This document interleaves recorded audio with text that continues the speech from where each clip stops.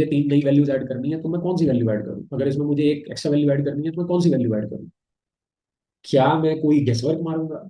ठीक है गाइस, ऐसा बिल्कुल भी नहीं है, हमको गेसवर्क नहीं मारते। ठीक है, हमेशा पैडिंग करने के ना कुछ पैटर्न्स होते हैं गाइस।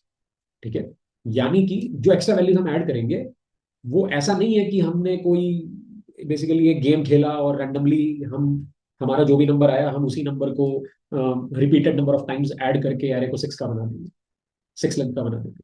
ऐसा नहीं है गाइस, पैडिंग करने के भी कुछ रूल्स हैं। यानी कि आप पैडिंग करने के लिए कौन सी वैल्यू का इस्तेमाल करोगे उसके भी कुछ फिक्स फॉर्मूले हैं, कुछ फिक्स नियम है, कुछ फिक्स रूल्स हैं। और हम एक एक करके वो सारे रूल्स देखेंगे अभी कि कौन कौन से रूल्स होते हैं। ठीक है, तो और गाइस वो रूल्स डिपेंड करेंगे कि आप पैडिंग किस एप्लीकेशन के लिए कर रहे हो, उस पर डिपेंड करेंगे रूल्स।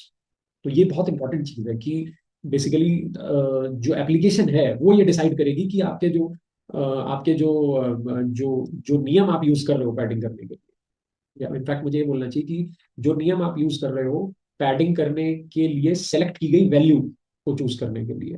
ठीक है, अ, या फिर मुझे कहना चाहिए कि जो नियम आप यूज कर रहे हो पैडिंग करने के लिए उसमें जो वैल्यू आप चूज करने वाले हो, जो रिपीट करेगी अपने आप को, वो वैल्यू कौन सी होगी, उसको चूज करने के भी तरीके हैं गाइस, रूल्स हैं। ठीक है, तो वो एप्लीकेशन वाइज चेंज होते हैं। ठीक है, तो डिपेंड करता है कि आप पैडिंग करने के लिए जो एक्स्ट्रा वैल्यूज अटैच करने वाले हो अपने नंबर एरे में वो आप कैसे सेलेक्ट करते हो। ठीक है, all I am trying to say कि उसके पीछे कोई रैंडम नियम नहीं है, there are some fix set of rules जिनके बारे में हम एक एक करके भी बात करेंगे।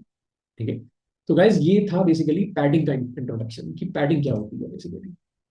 ठीक है, अब गाइज बेसिकली यहाँ पे और भी कुछ चीजें हैं। ठीक है, कि पैडिंग जो है गाइज, जैसा कि मैंने आपसे बोला कि अगर हम ये सिनेरियो लें तो हम यहाँ पे सारे एरे की जो लेंथ है उनको बराबर करने की कोशिश कर रहे हैं। तो बराबर करने की कोशिश में ऐसा कोई जरूरी थोड़ी है कि पैडिंग आप हमेशा अपने किसी एरे की राइट हैंड साइड में ही करोगे।